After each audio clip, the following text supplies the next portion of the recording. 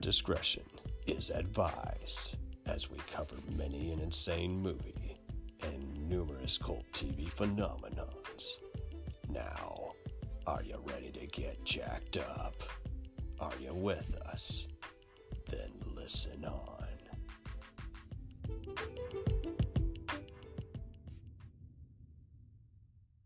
We did a Bruce episode, so I thought we just kind of like acknowledge that, you know. Well, that's fine too. I mean, I since I knew you guys were going to add a lot of stuff, I did take a lot of stuff off because, I mean, like Bruce, I've just brought him up every other episode. I'm like, they're awesome, but I'm not sure they'd make a top 10 cult because they're kind of for lack of a better description, kind of blurring the line between A and B lists. They start and everything, you know what I mean? So it's like, okay, but I'm gonna go. I think that's okay because I have. He's a B-grade actor, but he is mainstream.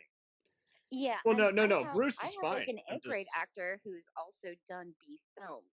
Well, yeah, no, that's fine too. I just figured they're so beloved, they're kind of not even really cult anymore. I mean, everyone knows and loves them. Like everybody knows who they are in some form. Yeah, that's kind of my list actually. It blurs a lot. But yeah, Bruce just totally deserves to be on there just for the fact that he pretty much made his own cult. No one did that for him. He can't say my agent did that. He's like, no, motherfuckers, Sam Raimi and we made this empire together. Before we begin, I just need to be absent for a few minutes. I need to pee. Okay. Sorry. Thank you. Yeah, no, I pretty much omitted a lot of stuff on here. I was looking for this one guy, but Joel D. Winecoop, and basically he's in Florida and he's starting so many, non-budget B to Z grade movies for about over 20 years now since, VHS was first a thing. But since he's not really as mainstream, and I must confess I haven't seen as much of his stuff, I just kind of left him out. Yeah, I had to go with, I was really just kind of consulting some lists. I had some ideas of my own. I even invited Corey, and he's like, shit, man, I'm not even sure what would qualify as a cult actor. For whatever reason, he found the term kind of loose. I'm like, okay, I get it. Oh, well. Mine's a list that's not too obscure. And some of them have done some big stuff. People know who they are, but they're, but they're they have cult status. Right. You know what I'm saying? And they've done some real schlocky stuff. They had their own fan club and all that. And we could even do a cult filmmakers if we even wanted to. And yeah, I'd blur that line a little bit too. Like Romero would probably be. Yeah, Romero would probably be number one on cult filmmakers. I own all exclusive rights to Romero talks, but maybe I should just make that rule on my podcast. I can only talk about Romero. Well, that's fine. How is your podcast coming, by the way? I'm actually editing. It's going pretty well. I'm about at the point where everybody's done their part, and it was a lot more editing than I thought. I hadn't edited anything since high school. Like I said, I was on radio. We had a radio station at my high school. Woo! And so I'm like, I got back on the groove, but I didn't get it all done. I'm about halfway. Groovy, yes. Boy, I hope a lot of that isn't me. Well, you have some interesting throat noises that you make. No, actually, the worst part is editing my husband. I'm like, what the fuck were you eating? What is this? He's like, I was doing it quiet. I'm like, no, it was louder than anything else. I have a guilty confession to make to you. What? I was a tad inebriated during that interview, so if I talked like Elmer Fudd on occasion, that's where that came from. You had a couple of times where you stammered, and I just edited it out, so it sounds just great. I just heard it's you just smooth. go on losing your shit, doing the typical, can you get on topic? Yeah, me wanting to drag us back to the main point of the conversation. Doing your best, Christopher Walken. Yeah. I love Christopher Walken. I thought of putting him on this fucking list, but he was on mine, and I took him off because I was like, he's just figured too much. Yeah, well, that and I was like, it'd just be too obvious. We're going for guys who are kind of a little less talked about, but kind of like redefining cult, if you will. So yeah, I mean, okay, yeah. Alrighty, so let's get started. I'm gonna sniffle and clear my throat real quick.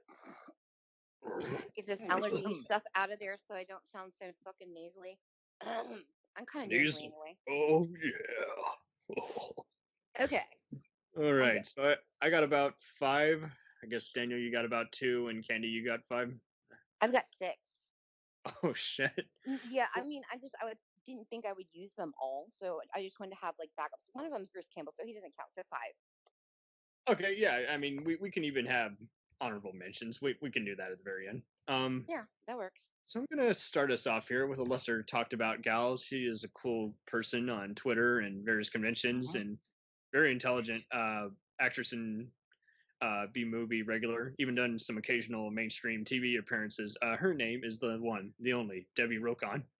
Just if you need any reliable B movie or direct video actress, she's gonna be there, and she's not gonna flake out. She's gonna, in many ways, like many of these actors we've talked about, just bring more worth and credibility to your movie, because is like, okay, so I got an A-lister who, I mean, she's an A-list in terms of the B movies, but I mean, she has played The many best of the worst. yeah, she's played many villains and heroines, and she hasn't ever really gotten to the scream queen, factor, and she hasn't ever been one of those like she's here to take her clothes off. She has been just mainly just she'll play the witch, she'll play a scientist, doing her part. I'd like to call her the female Lance Henriksen. Oh God, she was in Dahmerverse Gacy. Well, I mean, again, she's been in everything, so I mean, but she's earned her keep. She's not. I can't ever say that she even, flaked on a role. She really did do her part and hold up her end of the bargain. Righty. Brought her A game, no matter how much of a B it was. Yeah. And that's important. Those are the people I like. The ones who don't take the sitting down, who know what they are and don't. Well, and also just, I mean, they know what their movie is the minute they read it. Like, this is camp, or this is serious, or this is low budget, We need those. We need more of those, actually, because I'm seeing so many of these other recent B movie actors be absolute pricks at conventions, and it's like, okay, you know what? I don't want to buy your shitty movie if you're gonna treat me like an asshole. I mean, I went and saw Robert Lasardo, and I was this close to meeting the Wishmaster himself, Andrew D. Voff, and I wanted to go to this convention because I needed some time away from film class, and half the proceeds went to a dog charity. It was a good cause, but the minute I came in, I see this one gal who was in Hobgoblins 2, and I see these other guys who are just all douchey and in the corner like, hey, how would you buy my movie? I'm like, and again, these are the worst covers known to mankind. Like, these are bottom of the barrel. Like, they don't deserve to even be on DVD. They're that bad, and I'm like, I'm not paying $30-40 for that. No. Not unless it was shit. Well, yeah, they just throw the prices at you like it's nothing. I'm like, I came here for the talent. I didn't come here to buy a fucking movie.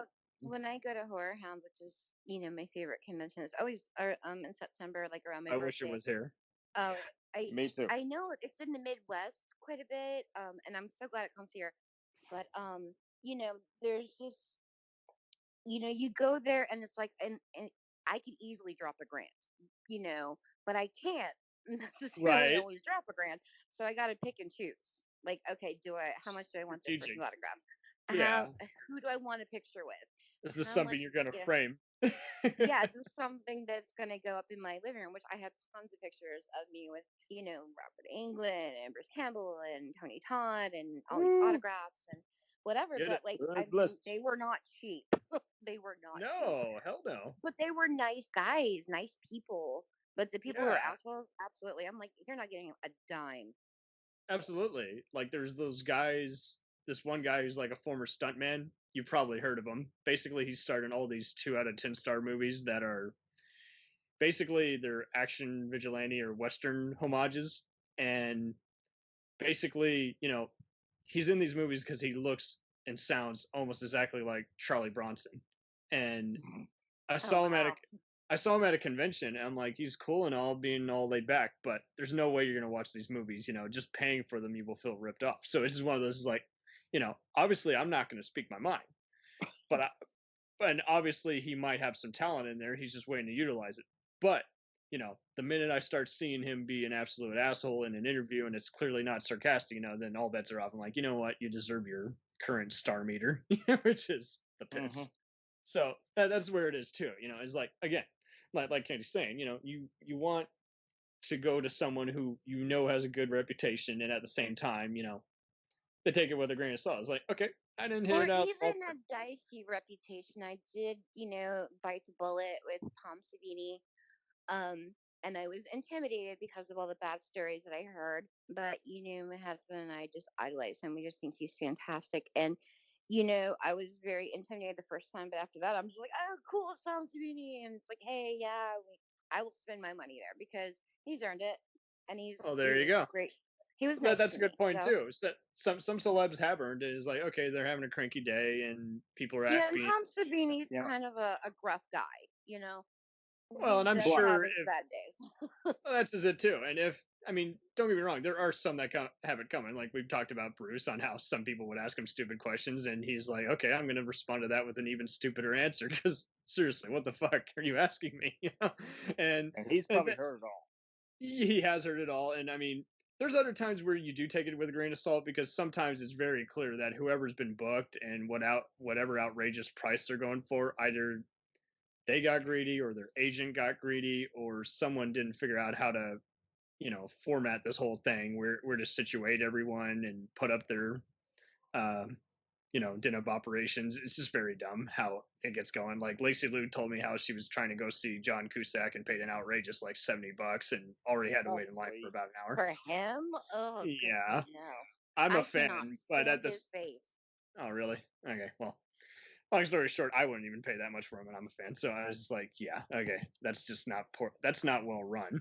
And I mean, just to wait in a line for someone, I hate it when they do that whole VIP section. It's like, okay, if I'm VIP, then we better be clearing the house. We better be going in here and going in and out, as opposed to I gotta wait a fucking hour just to sign a piece of Well, paper. Horrorhound does a really good job with it. That's good because Frightmare It's sucks at that. usually a good standard across the board for the big names, of about $60 for photos, the professional That's photos. So, um, like, I paid that for Robert England, Bruce Campbell, Tony Todd, for the pictures, but the autographs I'll guess we're are like paying. 40. Oh yeah, Yeah, always gonna be that's on top 40, of it. never 20. That's a starting rate. Tom Savini is I think 20 for autographs. Pictures I I think paid are 40 for his. 15 or 20. So you lucked out. You paid what? I paid 40 for his, so and that was about 4 years ago. So yeah, he's Mm, it might change. I'm sure it changes by what kind of photos giving out, what kind of convention it's he, at. yeah, he does the Mask Fest because Horrorhound has like a Mask Fest section, and Makes sense where for him. all the effects are, and he just has a booth, and there's never a long line, and I always just That's good. feel like like sad violin music playing. I'm like, I must go to him. And I go over there and talk to him and nerd out, and we always get a picture. But it's like on we take pictures with cell phone. We were like, hey, somebody take this picture, and so I have all these pictures of me and with Tom Savini. One I actually pushed my husband out of the way. Like, that's his favorite. Oh I've shit. taken this. He's like, I look like I'm photo bombing in this picture. I'm like, well, I was excited. Bro! Woo! Out of the way. And this Tom Savini, yes, I had to be right there. Tackle. Yeah, it's a funny picture actually. But anyway, Okay. I'm sorry, I get off track. No, it's all right. Surprised Daniel hasn't reined me in yet. I think you should totally frame that. You will give me that point, I'm sure. Oh Did god. I lose everybody? Oh, Alrighty, who wants to do number 9? Can I put one out there that's really low in the totem pole? Well, yeah. define what's low. Hulk Hogan. Brother. I was about to say that's a good choice, brother. Oh, Yeah, to talk about the best thing with him is that the movies he does are cult because they are so bad. Oh god, yeah. I can't handle any of them unless it's Gremlins 2. That's okay. And he is not an actor at all. No. And somehow that makes it more glorious. Like every movie he ever did, it's like a train carrying TNT driving through a minefield in slow motion, and it's just wonderful. Yeah, Canadian director John Cassar, who I'm a big fan of. He's done various shows for Netflix as well as Continuum in 24 and La Femme Nikita. And around the time when he was going from being a gaffer and camera operator, and his first few directing tours were telefilms and for TNT, and some of them had Hulk Hogan in it, and he would always joke about it on the 24 special features. He's like, "This is like directing a movie with Hulk Hogan," and then he would always be like, "No, that's not a good thing." I'm Back like, in the WWF days when I was young, my grandfather, who is a very big influence in my life, I still miss him to this day. Uh, he was into wrestling, called it wrestling, and I so I would watch it, and I remember, Saturday mornings it would come on, and they had like a contest. You could call in locally and win tickets. I think it was to Suburban Commando. I was probably 11 oh or fuck. 12, Ugh. and I won tickets. I won, and I went and saw that movie, and I was Hulk just like, Hogan beating up a mime. yeah, I was just like, okay. So Yeah. I mean, I was At trying to least you enjoy didn't the watch. fruits of my like, oh, I won something, but I was just like, I don't know. At I least you don't know didn't if I was lucky. At least you didn't see Santa with muscles or any No, tropical Suburban parrot. Commando pretty much was like that was it for me. I was good after There you that. go. I knew what I was in for, and I was like, I don't know. There was a TV show Hulk Hogan did called Thunder in Paradise. I've heard about that. Did not last very long. Why I would it? Why yeah, would it? I've heard the tales. But I just remember there was one thing I saw as a kid, and this went over my head. I can only appreciate it now as an adult, where he has to do a love scene. And he's making these noises like a goddamn beached sea whale. No, that's so gross. No. Yeah, as an adult, it's pretty goddamn gross. Ah, Well, and oh my that's just god. amazing how what they could get away with then, and now it wouldn't even be PG-13 to be like, just don't rate it and put it And on Netflix. actually, Candy, you have a horror podcast, yes? Yes. This is one I just want to throw out there before we move on. Hulk Hogan was supposed to be in a psychological horror movie as the villain that never got made. What movie? It was going to be called Black River, and it was going to be him and fellow wrestler Diamond Dallas Page, who is now a fitness guru. And That already sounds like the worst idea known to mankind. Good God, they should have made it. There's actually you can see a trailer the two of them put together on YouTube to try to raise money for it, which might say it did not raise a friggin' cent. Why would But between the two of them and the sheer concept of Hulk Hogan as the psychological bad guy, like, wow, just talk about something you wish you could have seen just for what a glorious train wreck it would have been. Yeah, that would have been like one of those things where you watch just to see how bad it is. How low can you go? Is this the movie that became DreamWorks' Megamind, but in live action form? Probably not too far removed. Oh, there you go. Because I mean, they steal ideas all the time, and they never do it because they want. I liked Megamind just because my son, when he was younger and it came out, he watched it all the time. So I got to where it like became so familiar. I kind of liked it because I saw it all the time. But like, I guess it's not that great, honestly. But it kind of It's like one of those. It's a decent concept, but it's for a certain age. You know what I mean? Like there are some movies where it's like I never want to revisit because I know that the nostalgia of it will be gone. You know, just I warned people like about the Monster Squad with that, and I warned my husband, and he did not believe me. And he watched it. He's like, "Yeah, that was actually really shitty." I'm like, "It's better. Leave Very it. corny. Leave it. Leave your happiness there." I'm like, if you revisit, most of the time you're very, very disappointed. So I leave things. Affected by the Monster Squad because I always got it mixed up with that other stupid movie with Howie Mandel, Little Monsters or whatever the fuck. And it's like, oh god, that was even worse, and it's hard to be. I know. Monster Squad was kind of iconic, and it's in a really stupid, bad way. Well, and Monster I loved Squad, it as a kid. But by the time Monster Squad came out, I was watching the real shit. So I was like, when's it gonna get scary? I mean, it was kind of like funny because the kids were like my age, but I was like, yeah, Monster Squad. I mean, but it's awful. Well, that's just it. You look at it now as like this basically was trying to be the Expendables with classic Universal horror monsters and aimed to the same crowd as Waxwork and Lost Boys, but for PG rating. You know, it's like somehow. Right, there you go.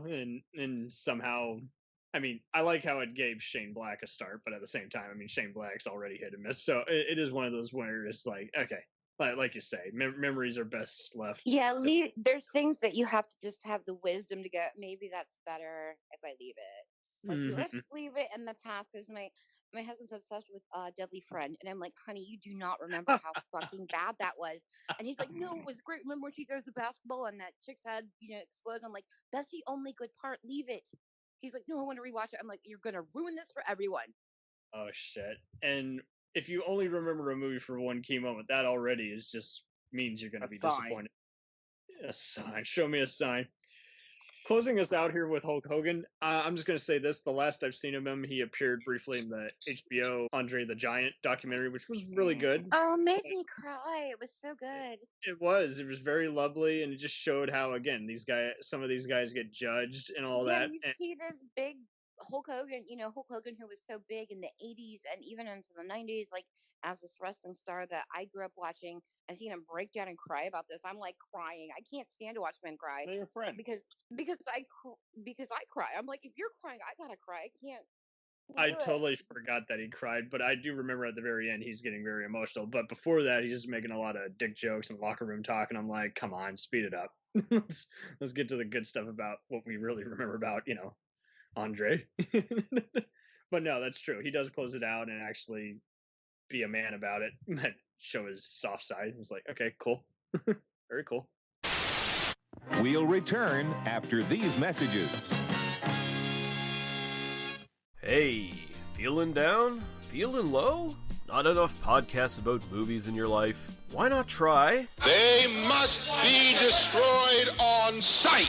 the new podcast Cure-All, sure to get you right with the world and on a path to better living. We have exploitation, we have Italian horror, we have zombies, we have slashers, we have crime films, we have spaghetti westerns, we even have sci-fi and sex comedies. So take a dose of They must be destroyed on sight. as needed and let the hosts, Lee Russell, Daniel Harper, Paul Romali, and the odd guest host cure what ails you.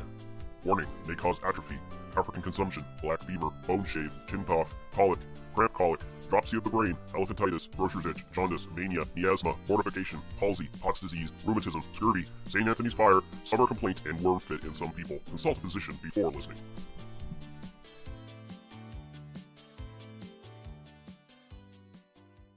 Hey, I heard you like movies. I heard you like to hustle. I heard you like podcasts. Well, guess what?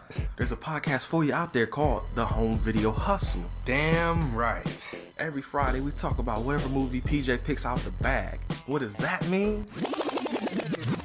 Every Wednesday on our YouTube page, I put a bunch of movies in a bag, and PJ picks one out at random.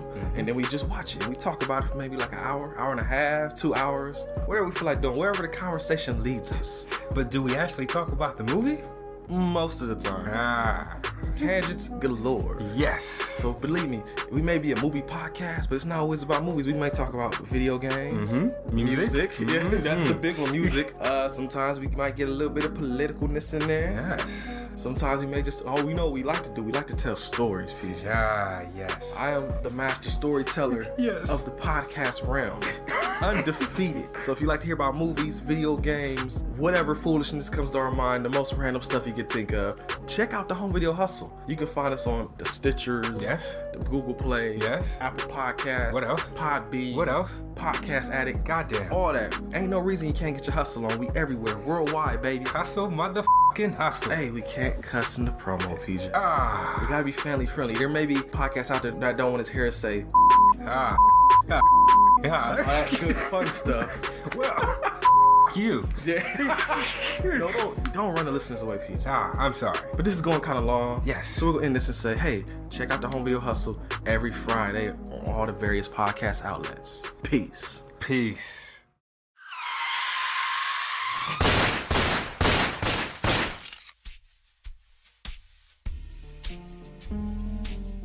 As far back as I can remember, I always wanted to be a gangster.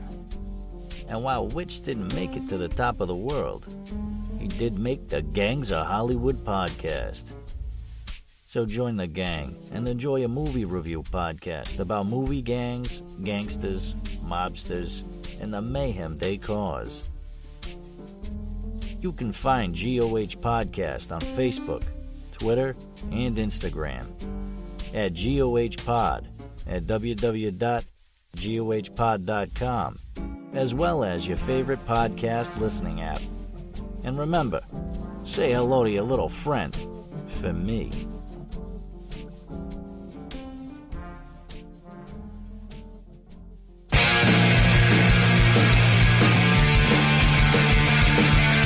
If you take two old punk rockers who are past their prime, put them in front of a movie screen, and give them a podcast, what do you get?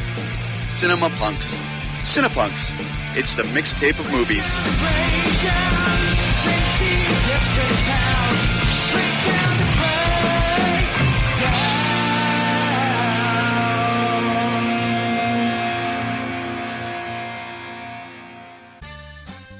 Did you ever see a film at such a young age it left you traumatized with cinematic wounds?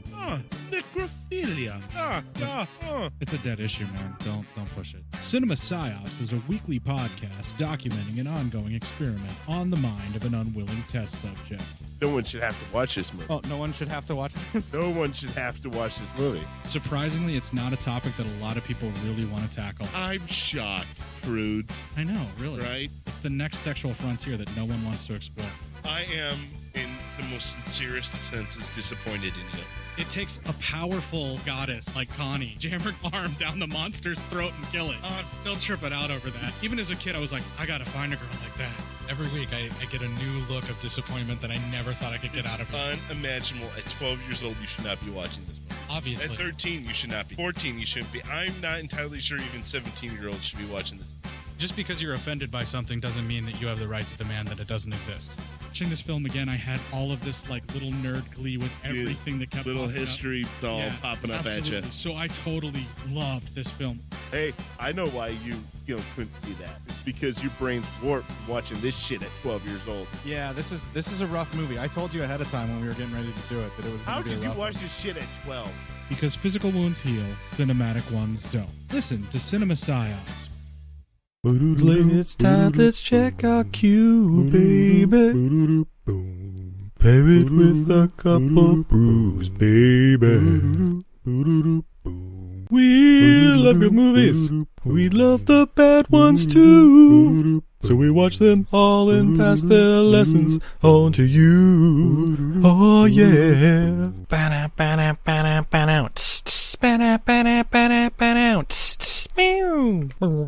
Everything I learned from movies helps to make life a little bit groovy.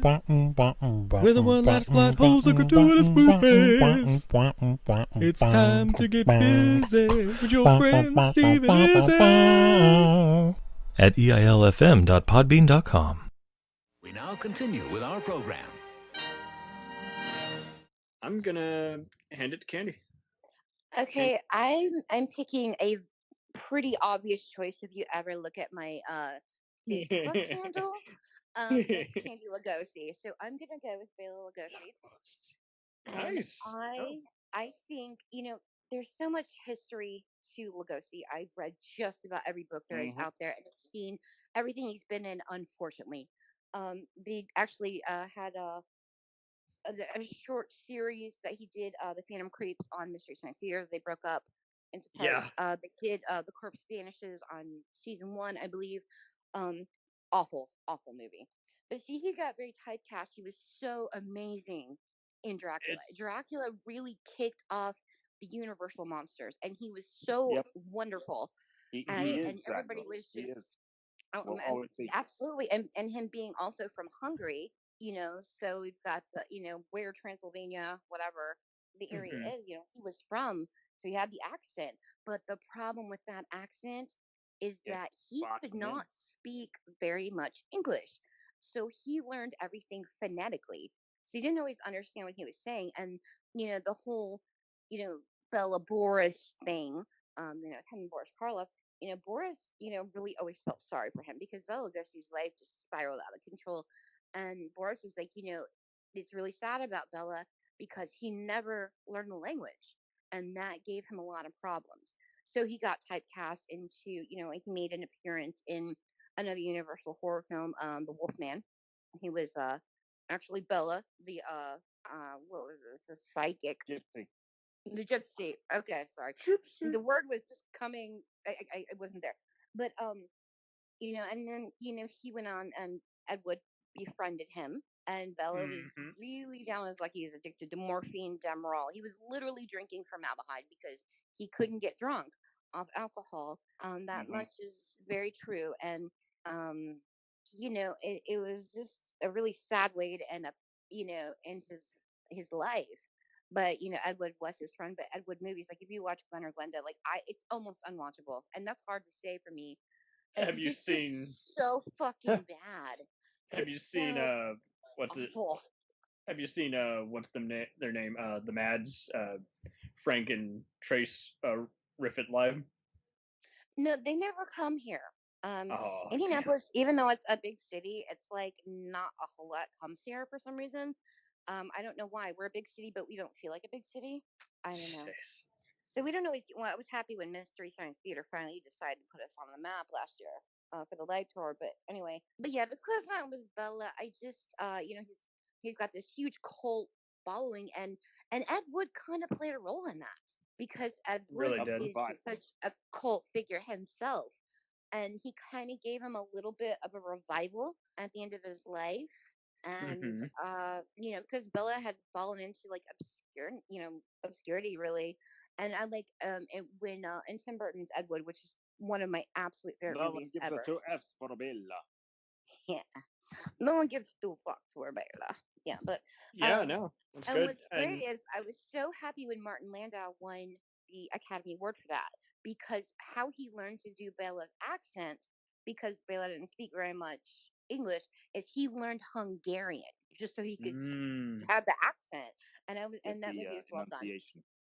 Yeah, I mean he did Yeah. just so fantastic. But yeah, so those two cult figures together with Ed Wood and Bela Lugosi, like it really just gave him Bela another life. Like It really did. like Dracula. So I really think, It touching up on even Plan 9. I mean, even the fact that they used some stock footage and a body double isn't enough to reduce his appearance in that movie.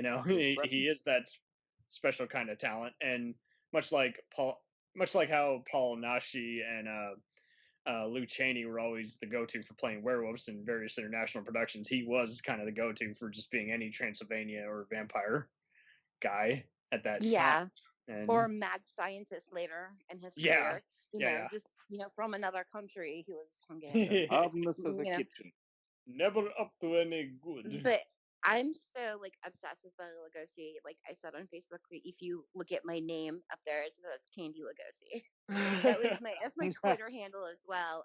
But that's how big of a following Bela has, and it's great to see that there's songs. I mean, there's huge fan clubs. People just love him, and it makes me so happy because he suffered so much in life, and he really had some great work, and he had some really shitty work. But totally concur. I hate it when someone has had a personal tragedy, but that's all anyone wants to talk about, or vice versa. Like, and neat fact though is that when he went to rehab, not too long before he died, he was the first star or former star, whatever, first famous person to go to rehab and publicize it, like make it known. Really? Hey, I'm in rehab. Yes, he was the first, and mad props for that. Yeah, that's also what I like. Just people who will come forward to it and say, "Hey, I might be a celebrity, but I'm not a fucking god. I'm not invincible." Like the people I play on screen, I have a heart of gold, and that's the other thing too. You also just want people to remember their work. Decades later, it's like, hey, no, you want to make them proud. Talk about their work, and that's what he wanted, and his legacy has lived on all these years. I mean, you gotta think Dracula was 1931. Yeah. To be that ambitious back in that day, making a horror movie of that subgenre, the vampire subgenre, is to really kick off kind of the horror genre as mainstream. It was really him in Universal Studios. And then there was Frankenstein, and then there was, the Mummy, and then there was all these other things, but that was the beginning. So I mean, he's so important, but he is a cult thing. You either that's love when it him started or to peak. you're not really familiar. We unfortunately have too many people they want to just talk about later Draculas or vampires. Is like, no. Look at all the vampire type Yeah, actors and all of they've done. them, and he is Every one of them borrows something absolutely from the Bela. first one. The first one that should be off anybody's lips when you're talking about a Dracula role. Oh, There how about was, just? Go pardon. ahead. One of my early interests in horror, actually, as a child, was a documentary my mother had on VHS about Dracula. And this would have been like the early 90s, because I remember at the very end it mentioned The Lost Boys and Fright Night and Vamp. But one little what if of my life was they described how Bela Lugosi passed only a few years before Hammer launched their Dracula series with Christopher Lee. Oh man. Yeah, And yeah. he had dreamed of a color comeback as Dracula for years. Yes. You just gotta wonder what would he have had to say? Would he have said Christopher Lee is the heir? He's my successor. Like Right. Oh, I'm sure Christopher would have loved to have met him, and I mean, he's another one of those guys. Like, if you have a list without any vampire actors like him, then once again, it's automatically a foul. yeah. Yeah. They Oh. did a different twist on Dracula, which was cool, and I loved Christopher Lee as Dracula, but nothing tops Bela. So Never. yeah, Bela was my choice, so I will pass the torch. No, that's great. I'm gonna go with number 7, which is the one, the only, Joe Estevez. Oh, good choice. Why didn't I think of that? That's one I hadn't thought of, actually. Almost 300 credits. I will buy anything he's in, even if it's a honking pile of shit. And he's a cool guy. He's a really lovely guy and friends with, the likes of Sid Haig, Robert Zadar, and Mark Dacascos, all these guys. And I love how he keeps appearing on Adult Swim with the Tim and Eric guys doing just random. Yeah, and he was, there was another show. Yeah, it was with, I think Tim. Yeah. He's playing the president, which is making fun of how his older brother was playing the president. That was my thought. That was my thought. He was on another episode of a different show, and it was like, yeah, him. I don't know, like he was wearing a mask, and at the end, it turns out to be Joe Estevez, and it was like, yeah, so random. Oh, you're thinking of Eagleheart. Remember where he's with Chris Elliott, who I love. Yeah, great comedian. It's just so funny how that's produced by Conan and is basically making fun of all those awful, Walker Texas Ranger type shows, and how basically it's just going around. Those shows awful? No way. Oh, but yeah, it's just so funny how they're like. And help me going to bed because today is Chuck Norris's birthday. He's gonna be waiting there for me. I just know he will. Oh my God. And are you gonna do the whole third fist under the beard joke? God damn, that dude got. No, I'm just gonna bend over and kiss my ass goodbye if Chuck Norris is waiting for me. No, unless a resurrected Bruce Lee is there to back me up, then I'm dead. I'd bet on anyone like Dolph. If Chuck comes in the room, I'm gonna be like, "Get the fuck out, you old geezer." I'm still gonna go with Bruce Lee. I kind of have a thing for Bruce Lee, which that was my only complaint about Once Upon a Time in Hollywood, is that they had Bruce Lee get his ass kicked. I'm like, never. That would never. Know. Even as a comedy, it doesn't work. I was like, not believable. Not doing it. No, I reject this. Anyway, sorry. No, it's fine. No, I like how Joe's always been kind of the go-to for just playing a sheriff or a demon or even just a demon hunter or scientist, and or a random guy and werewolf that just disappears. I know. Like you don't even know why he's just gone. He gives probably the most inspired performance. He's like, "This man is dying. We gotta hunt him." He needs an ambulance. Right, he needs an ambulance. Yeah, and even when your movie is a doozy, I mean, he does not phone it in. He does, try and do the best with what he's. He was great in Soul Taker. Like, I actually kind of enjoy that movie. He was really good. I legit found it scary growing up when I was watching that episode. I wasn't scary. I just thought he was really good as the Soul Taker. Oh, that just it too. I would totally put him in a warlock, movie or something like that. Yeah, and have him cameo as the Soul Taker or do a similar role where he just makes fun of it. And he's always very giving and honest, and sometimes he will kind of do a Bruce Campbell and be like, "Well, what do you expect? Of course it was going to be a piece of shit." But he will also, just be very frank with everyone and just admit he's like, yeah, I needed it. I had to pay the mortgage, so of course I did that movie. But then he will take some pride about some other stuff. Tires need to be rotated. Yeah. Yeah, and I mean, he's worked with so many different other filmmakers, and I mean, what was it? When I was interviewing him, I think before that, I was like, hey, I've seen you've been in a lot of movies with the likes of Michael Madsen. He's like, oh, Michael's got so many kids, brother. I don't know how he keeps that up. And so yeah, he's just a very. He would also talk about how he was best friends with Conrad Brooks from Plan 9. They would always be at the same conventions. So he had some cool stories about him, David Carradine. That's another fun name right there.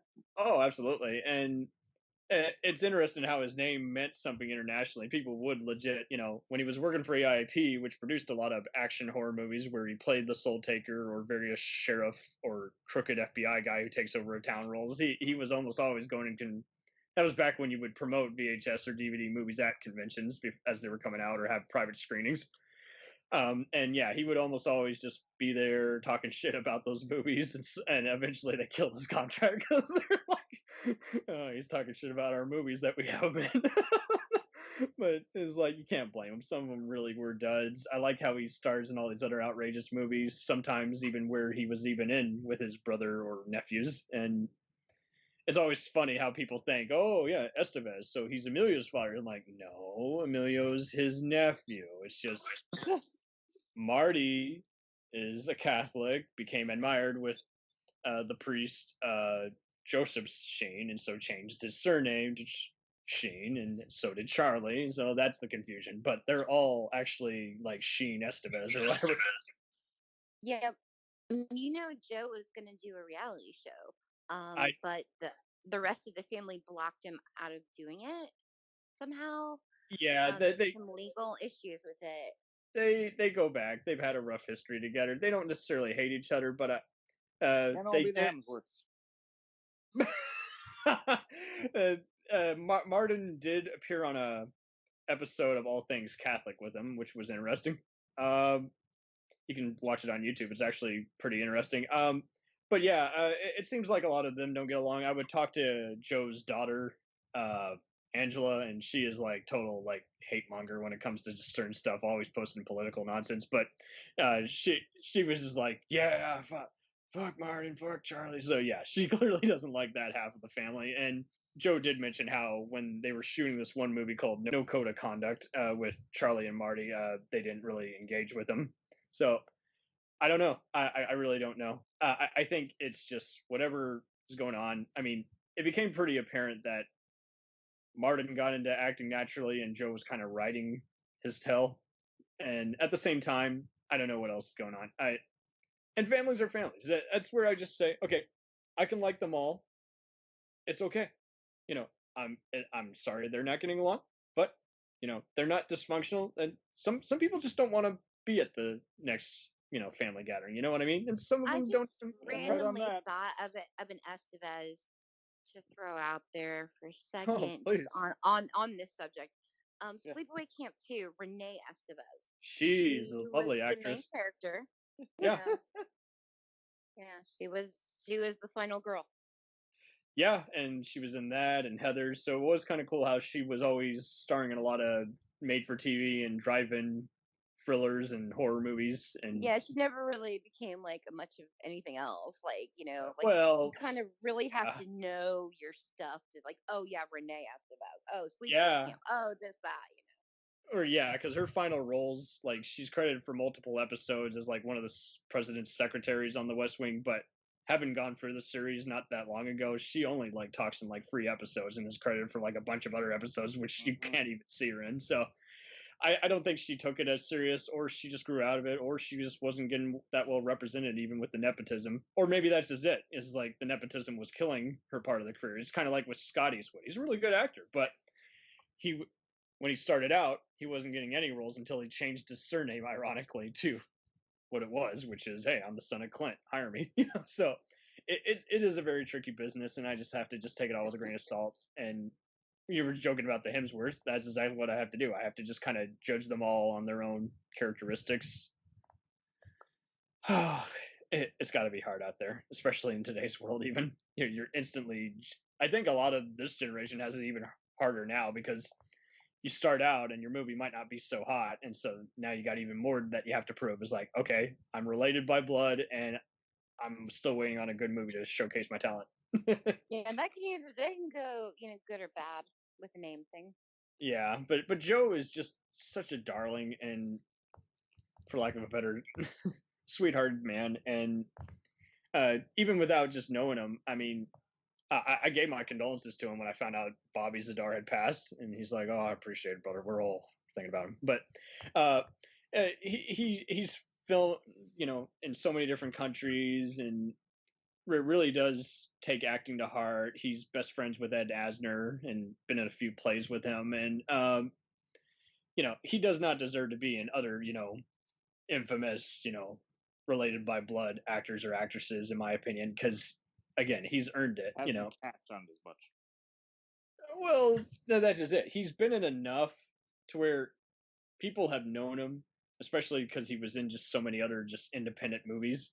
So, but he doesn't phone it in. He does take this all serious, even if it is a giant piece of shit that's being given to him. He's like, okay, well, it's a business. You are your brand. He's bringing his A game. Well, that's just it. Yeah, he doesn't flake out, and he doesn't. Every once in a while, I will see a movie on his resume, and I'm like, that's clearly never got released. So he unfortunately has a few blemishes here and there, but he does take this all in very professionally and brings something cool to the table, and I like him just as much as his other siblings and nephews. But teach their own. Okay, so what's going to be the next one? That will lead into one that I've got for you. Please. Tim Thomerson. Oh, you're going to go with Dollman Jack Death. Okay, cool. I've been talking about him too much lately, so no. The Dollman is always the one that immediately comes to mind, just because it is such an outlandish movie. But he's a guy who you would almost swear he was born to be an Arnold Schwarzenegger or a Bruce Willis type action star. But for some reason, he just fit with the really weird B-grade stuff so naturally. And he's another one where he always brought his best, no matter how stupid it was. Dollman being the best example.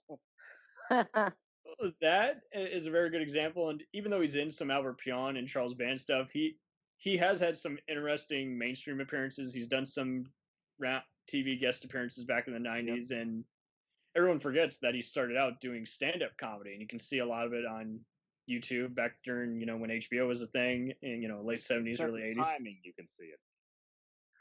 Well, that's true too. There's plenty of stuff in the vault that we'll probably never see unless we were there. He was a skit performer and writer for Dave Letterman, early 2000s also, and I also like how everyone's like, oh, I didn't watch that much direct-to-video stuff. I was like, well, at least he had a few good mainstream movie appearances where everyone will remember him. Yep. I mean, he is in Near Dark, as rounds out the cast of that and does really good in there. And he's done a few conventions where he reunited with the cast with Jeanette Goldstein and Lance Henriksen and talked about it. Fear and Loathing in Las Vegas, if everyone remembers. Yep. And a lot of people, what's funny, they've talked about is like, I remember that scene. I don't remember the face. I'm like, really? He's not even hiding his face. You don't remember his face? Okay. He's one of those, you have to be a fan of those kind of cult films to recognize him. Pretty much, yeah. You had to be basically like that. Unfortunately, but I concur. I think he is a perfect example of cult. I mean, he owned the role of Jack Death, and he definitely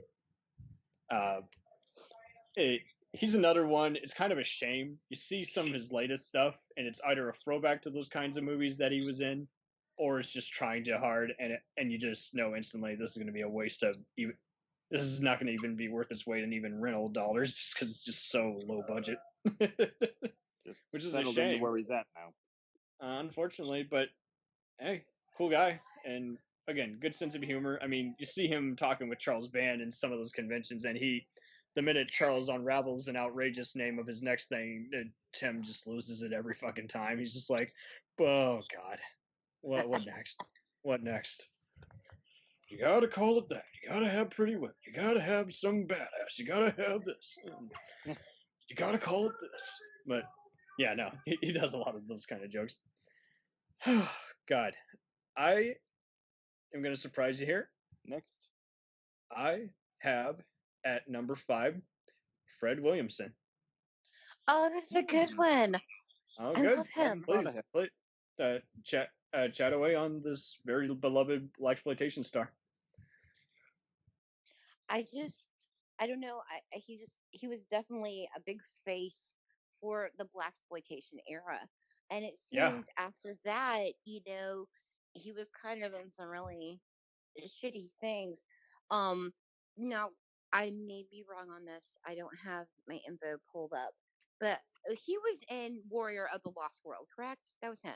Unfortunately, yes. so. Yes, I was like, what the fuck? Why are you here? Everyone else sucks, but you're cool. You need to go.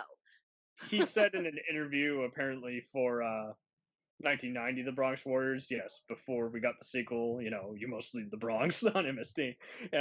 He did say in one of those interviews on one of those DVD Blu-rays that I heard on another podcast that apparently his name did, for whatever reason, it somehow meant he was getting way more bank doing what a lot of these other has-been stars, like all the Oliver Reeds and Peter O'Toole's of the world were doing, which was, go to do cheapies in Italy and then come back to the States when business is good. It's back and forth. I'm like, I couldn't live that way. But then again, I'm not an actor, so what I know. But I just, interesting how it worked that way and how he was around that exact point. He comes off, he does all these awesome blaxploitation films with the likes of a young, then unknown Larry Cohen, another beloved late great horror icon.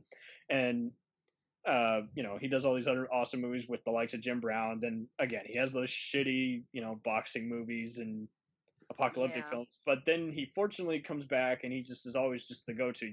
You instantly recognize him because you're like, being a brief recurring role in The Equalizer definitely helped. But then seeing him on some of these other sitcoms and other things, and just instantly, even if you don't know the name, you know the face. It's like cigar chomping detective with a shotgun. Yep. Yeah, who knows martial arts? He might not know it as well, but it's kind of he's basically the Black David Carradine. You know what I mean? He literally was a chameleon, just going in and out, and would put on the sensei face. I'm black and I know kung fu, and then he would also just put on the I'm here.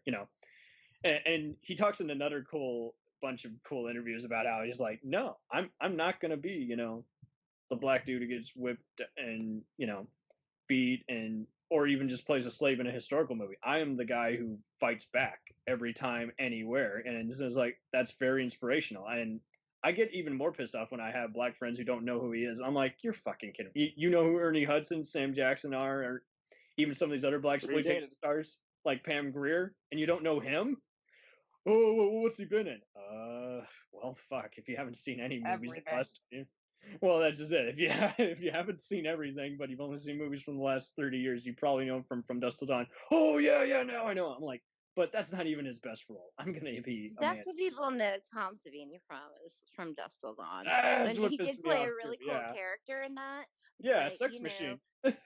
I know it's famous, and he does autographs for it all the time. But I'm just like, no, sign my Dawn of the Dead poster where you have this role, as the fucking Right? biker guy. But Pretty much. it's not And my favorite role, but yeah, and it's a Is it shame anyone's? he's not as well known to some, but he fortunately would still appear as in movies or shows as himself, or even just be simply called the Hammer. And so he had some TV roles. He had some shitty horror sequels that he starred into. He has like 2 trauma movies, unfortunately, on his resume. But oh goodness, some people, I'm not a trauma guy, but some people say he's unfortunately not the best director. I half agree. I mean, there are some movies which are clearly ego projects, but at least he can say, hey, I was in all these movies playing different detectives, some which we didn't even know, at least not here in the States, were sequels to one another. But anyone who's paying attention to him says, yeah, that's clearly a spin-off or set in the same world as this because he's playing the same detective as he was in that.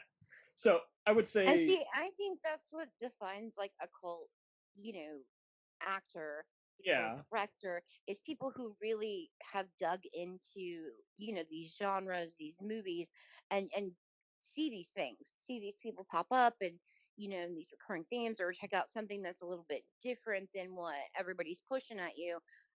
So you're people who generally just go like, oh, there's a new Avengers movie out or something. They're not your type who are just going to be like, oh, wow, I'm going to Yeah, watch this movie from the 70s. And oh my God, pretty you have to, much. if you're people who dig a little deeper. Well, Buff, that's movie that's buff. exactly it. It's like if you need a number to be keeping up with stuff, then you're already on the wrong boat. Number 2, number 3, number 4. It's like, nah, okay. Okay, Adrian. Alrighty, who wants to go next? Okay. Might as well. Now this, like I said, mine are big names, but they are Okay. cult. I mean, we all know what number 1 is, so. Yeah, we already talked about that one. But I have Vincent Price. Yes. Vincent Price Definitely has just a great, repertoire of just works. I mean, he's mainly horror, but I think of, I'm very, very into classic films. I specialize in 30s and 40s. Like I'm absolute nerd about it. But like, there's I love film noir, and there's one called Laura, and it's a really great movie. And he has kind of a smaller. He's not like the star, but he plays the boyfriend. This woman goes missing, and he's not very believable in the role. And it's not that he didn't do a good job, but Vincent Price had sort of this effeminate way to him, even though he wasn't feminine. If you know what I mean, like I'm not trying to like. I don't know how to put it. It's just sort of like he wasn't believable as this playboy boyfriend. Like it wasn't the role for him. Yeah, he's kind of more of a. I can see him as a. He hit his stride in stuff like The Fly. Yep. He was also supporting in that. Although in the second movie he was, which I makes me think of the Misfit song "Return of the Fly." It sounds like because Misfits are a punk band and they do horror. And this song is literally like "Return the Fly" with Vincent Price. It's like they're reading the credits. It's a Misfit song I make fun of, but yeah. And then he really just hit his stride with some of these like House of Wax, which was in 3D, and it's so obvious the stuff he was doing for 3D. But House on Haunted Hill, Last Man on Earth, even, which was a version of I Am Legend. We saw him in the Tingler, which again, the Mads Are Back tour Frank and Trace did. Yeah, I mean, and that was loads of fun. He does But he was really good in it. It's just that's the thing is he was really good in it. Even oh gosh. He does a bunch of these my brain just went dumb. Hold on. What's his name? He does these bikini spy movies, which are pretty stupid. But even if he's got I mean, he does different types of mad scientist roles, and some. He doesn't do Playboy well, but I could totally see him as a sleaze or evil producer, and I'm sure. And Tim Burton was very obsessed with him too, and he had the role in Edward Scissorhands not too long before. Not too long before Vincent Price died. So in a way, it was sort of like because Tim Burton was kind of like a better talented Ed Wood in his own way, because he just has this thing for Ed Wood. Where it was sort of like he had this relationship with Vincent Price right before he died. He was had the part to Edward Scissorhands, and he was great in it, but there wasn't a lot of it because he was not well. Yeah. So, but yeah, I mean, I just think it's funny how he started out, and he was in these roles that didn't fit him. Not that he's bad in Laura. Laura is, if you haven't seen it, watch it. Such a good film. Gene Tierney and just everybody who's in it is great. But in this role, you're kind of like, I don't know if this is the role. Is it on Amazon? I don't know. I just own it, and they show it on Turner Classic Movies a lot. I have a huge catalog of classic films. I just love everything in black and white. Love the old stuff. But film noir is my specialty. But yeah, he was in that, and it was just like, but you see him in a horror film, and he is just 100%, on committed in his elements. And a legend. So so that's where the cult status comes from. Like Vincent Price, oh, I gotta watch it. By all means, so he earned that. But it's and he's a household name. But yes, he's a cult actor, and he's kind of pigeonholed mostly. When people think of him, they think of horror. Yeah, and some of it's Christopher good Lee and some of is it's definitely bad. more. What he Christopher was Lee just is slightly more mainstream, but Vincent Price is always the one that I think we remember him more, just because he was working before he got to be part of the Hammer horror family, and was even just spoofing himself, doing cartoons, voiceovers, even appearing on Michael talk Jackson's Thriller. shows. Yeah. He Oh, does yeah. the rap And that, part, and it's so great. And he did yeah. if you listen to Alice Cooper, like I'm an Alice Cooper fan, on Everyone is. right before the Black Widow on Welcome to My Nightmare, he does this whole speech, and it's really really good. It And really it's talking is. about how the Black Widow is going to take over, and it just And when I saw Alice Cooper, he started out playing that speech from Vincent Price, and then it went right into the Black Widow song, and Alice Cooper, the band started playing. It was really amazing. I'm like, Vincent Price is he's still relevant. I'm But sure yeah, he wants to definitely. even make fans of him even proud, and it's funny how you bring him up, because both he and uh, Price have made notable appearances on the Muppets. Yeah, I was gonna say the Muppets. That's the Yeah. reason Alice appeared You on the can't Muppet not Show. talk about him, because it's just a really cool, performance. Oh God. The story actually that I heard from Alice Cooper's own lips was that when the offer came through his agent to be in the Muppet Show, he was hesitant because he thought, does this fit the whole Alice Cooper image? And he asked his agent, well, who else has been on there recently? And his agent said, well, I think they just had Vincent Price, and not long ago it was Christopher Lee. And then he just said, yeah, okay, I'll do it. Yeah. There you go. Oh God. Well, I'm gonna mention someone who I think we can all talk about. I know you guys go way, way older back, and that's why exactly where I'm going for this. I'm gonna go with number 3, John fucking Carradine. Yeah, that's a good one. It crossed Great. my mind, but I didn't have a list. I And was thought, thinking let me about Eric look. Roberts or Andrew Diva. I'm like, no, Oh I gotta God, go. not Eric Roberts anymore. No more Eric Roberts. Not a fan. Damn. I thought we had this conversation. It was probably, I think, the You first talked episode. about it. I know you didn't like his face. That's all I know. I don't like his face. Before anything else, I don't like his acting. I just don't like him. I don't like his sister either. So. Oh, man. We Damn. also like Tom Savini. Agree to disagree. Oh, well, I liked Tom's talent. I just didn't like him at the convention. All right. No. Okay. So, very cool. No, John Carradine. The Grapes of Wrath are upon us. So, just an absolute chameleon.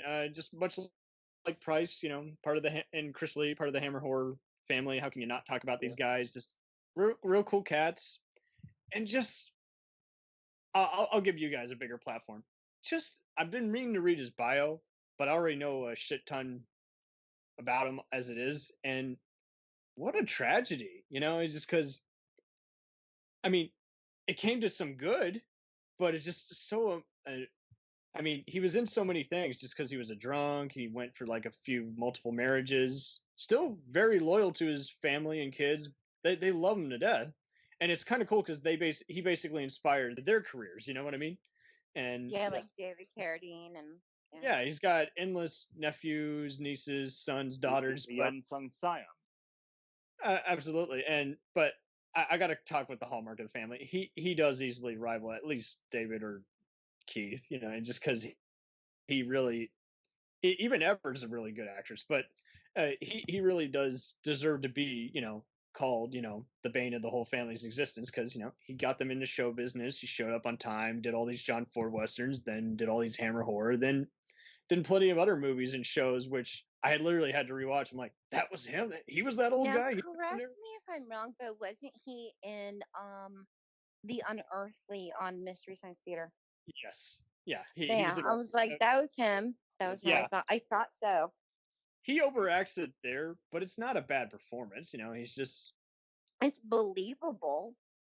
And I mean, he didn't have anything to go on, so and he was probably drunk when he did it. So yeah, I'd have to be drunk to do that movie. Not even all the time. Well, this is it. And I mean, people have their whole notion, and I'm just like, at the end of the day, hey, if it worked for the role, it worked for the role. So it is what it is. He was in one of my favorite Twilight Zone episodes. That's a very good point. He did do some very much like Joe, just when he was first starting out, he did some very interesting just TV guest spots. And Oh, well, the Twilight Zone was the place to be. I mean, it was the So show to many. be on. It was just everybody was obsessed with it. It you was had to be a on good that place. gunsmoke to make it, just to get agents calling, and you had to have really good material. Like it had to be a really good episode. But then again, his even a was. bad episode. Yeah. The Howling Man. That's one of my favorite episodes. Oh, it's so good. It's so good. I could talk Twilight Zone all day. I could do a whole episode on Twilight Zone. We should totally do Perhaps we one, and we would want to have to take an entire month not only to do Twilight Zone, but we would also want to review like the '80s Carnation, the 2000s one, and even Jordan Peele's new CBS Incarnation. No, I haven't watched the Jordan Peele one, but I pretty much am just I'm the '80s one's okay, the 2000s one's decent. I really just stick to the main one. I mean, just so many great actors. Oh yeah, well, that's what I mean. We would just we would stick with the main one that made it all, but I mean we would just go into how the other ones like And tried just think and about all those great writers, Richard Matheson, Rod Serling himself, just so much great material to work with. Like I wish I could go back in time and be on an episode. I don't even care which one. Oh, I think anyone would want to. I mean, because yeah, I mean Great place to showcase your craft. Absolutely. I mean, because they basically were Serling was a genius. Right.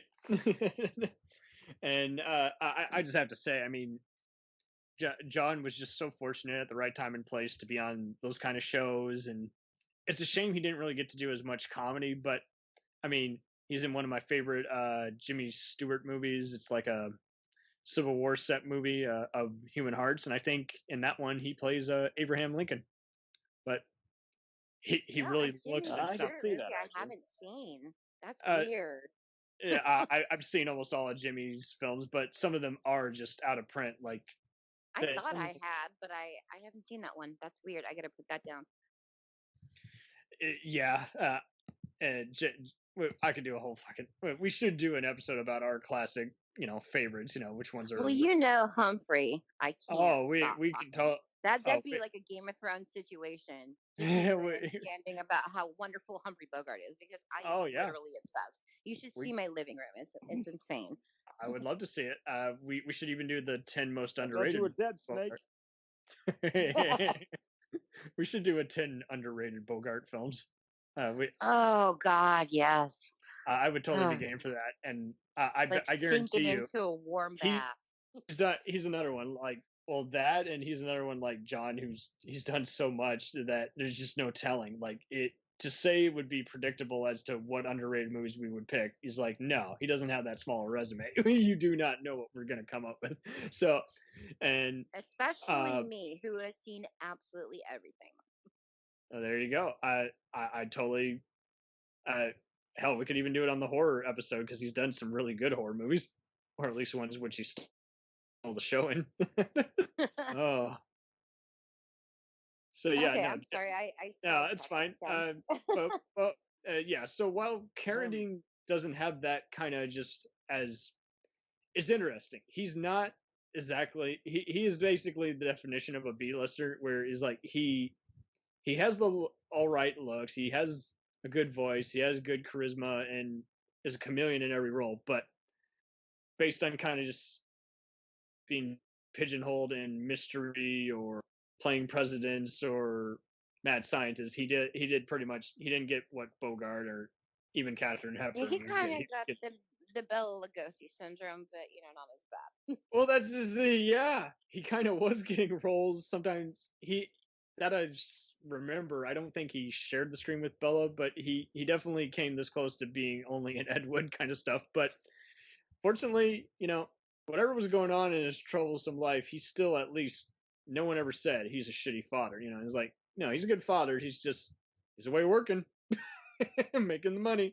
But he brings so much to every role he was in. And again, even if it's the worst piece of shit on the planet, you still want to go back and rewatch it because he did something cool with it, even if it was an obscure movie in Italy or China. And I'm even part of a cool group which keeps track of various listings on TCM and other channels, and I might even add you guys to the group. It's a cool group. Yeah, no, and I mean, he really played well to the camera, let alone with his makeup and just the various beards and other And he types had of like an accents. interesting face. He had an interesting face. He could even put on Distinctive. certain. Well, that's just it. And I can't ever say that he ever sounded the same.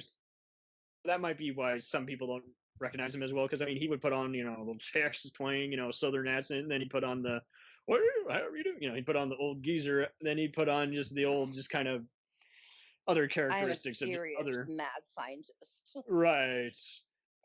You know, he did do Psycho really well. One of his best movies, in my opinion, is definitely Bluebeard. He absolutely owns that you know, serial killer role, and you can find those on any, you know, $5, you know, 2-pack movie. You know, it's one of those cheapies that you see, or you can wait for TCM to play it every other Halloween. You know, so that's just it. It is one of those movies. If you haven't seen it, see it. He's pretty much the life of it. It's a good, well-paced movie, but he definitely steals every scene he's in, even when he's not even speaking. He just has that demented gaze that just makes the movie his own. So yeah, no, I just have. I don't think anyone has anything bad to say, but I would be damned if I know any other millennial besides me that knows who he is. So, and most people just go, "Oh, you know, David, oh, Kill Bill." I'm like, do you even know what David Carradine did before that? So it's the same thing with John. Some people only know they kind of pull an Orson Welles with him. They only know him from his later stuff. I'm like, you gotta be kidding me. He's been around for years. Yeah. His later stuff's not as good. Okay, so I figure I'd do top us number off. 2 and let you guys later take it away with number 1. Is that cool? Because I'd like to test the waters and see if you guys know who this is. Number 2, would this be an acceptable cult actress? Jamie Bernadette. I don't know who that is. Really? Daniel, do you know who she is? It is ringing a bell. Let me do a quick search here. What's she been in? She's pretty much this generation's scream queen. She's been in a lot of other killer action revenge horror movies. She was in 420 Massacre. She was in I Spit on Your Grave 2. See, She's I don't done watch some, a lot of modern much like Tiffany Shepis. Again, a lot of modern stuff. I and I mean, she's come a long way. She started out in a lot of just unbearable garbage for the Asylum, and just quickly rose out of that. She was in the second one of that. She was in a lot of other just kind of grindhouse tribute movies that are legit well done. She's often mixes in. Yeah, she mixes in often kind of a murder mystery with serial killer, you know, vibes. So, you know, she definitely tries to do stuff that appeals to every kind of horror market. And she does have a natural presence on screen. So it's just and she's very friendly on Facebook. I was tagging her when I convinced the guys that from the Basement podcast to interview her, and she just was having too much fun just talking about it. She's like, "Oh, we done talking about me? I thought we were going to talk about you now." I was like, "Okay." She's just awesome, and if she's ever at a convention, I'll definitely try and get her autograph.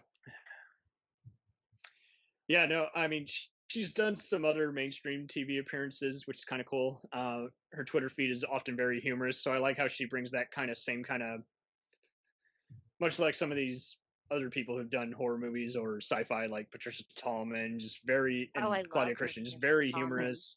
Will do various kind of roles, but I like how she's not just doing just video games or voiceover. She is actually legit doing every kind of horror movie now. No, I totally recommend checking out her stuff. I like how she also writes and directs a lot of her stuff now, so it's kind of cool to see that creative a person behind the camera also, you know. And I mean, she has just wacky stories, how she was first keeping track of her budget on these various films, how she realized she had to be naked in certain roles, how she had to be violent in certain roles and play the psycho, you know. And so it's like, that's kind of cool, that mentality, just talking about that. And God bless her, you know, to be in roles and on productions where they were actually treating everyone, you know, nicely. You know, she was never, even when she was on the lowest of lowest productions, she never had any unprofessional encounters. And I'm like, you go, girl. That's awesome. You know, I'm so sick of all these other actors who we love and know, and we hear about, oh no, they're still treating you that way. No, and no one should ever be treated that way. So it's cool that she's finally been working with some cool people. But no, I'm surprised no one's seen 420 Massacre. I Can't say I have. I'm out of touch a little bit because I'm so classic obsessed, and I always Oh, have that's been. And I don't watch a lot of TV unless it's like HBO shows. So this movie can have Showtime. yeah, I just No, I feel you. There is so much stuff out, and when that many people praise about it, you know that you probably aren't gonna like it just because they've overhyped it, or it's just not all that. You're like, I remember that when that was a movie back in whatever period, and they stole it. yeah. We're all stealing some at this stage. I Right? mean, there's There's nothing plenty new of under the movies. sun. Plenty of End movies I quote. would love for them to steal or remake or loosely redo. Just take the concept and make it better with a better cast, and like we've been doing with all these wacky movies. Yeah. Or even just do a campy tribute to it. It's like clearly. I mean, it's like when I went to a Rift Tracks live screening of Santa Claus Conquers the Martians. I mean, there were people who they've heard of MST, but they've never even seen Svengoolie or Elvira. They just remember that. Oh, blasphemers. Yeah, well, that's just it. They only remembered Conquers the Martian when it was first in cinemaplexes back in the 40s or whenever it 60s came out, and that's why they went 60s. So yeah, they remembered it from the 60s when they were kids. They remember it being bad, but they were obsessed with it. So that's why they went to it. So it is interesting getting that perspective, seeing people just remember these bad or cult movies. And I mean, definitely the actors are the ones that I hate it when a movie is reliant on a performance, yet at the same time, I'm all the more grateful if they make it better. Mine is kind of, I think, a good number one because it's a big name. So I don't want to steal your thunder. Are we supposed to agree on this? Go right ahead. No, that's fine. It's fine. I'm choosing, and I may get some backlash for this. I'm choosing Tim Curry. I think he is. What is up with our internet? Now this is a cult thing. He and did that's so not much to say cult.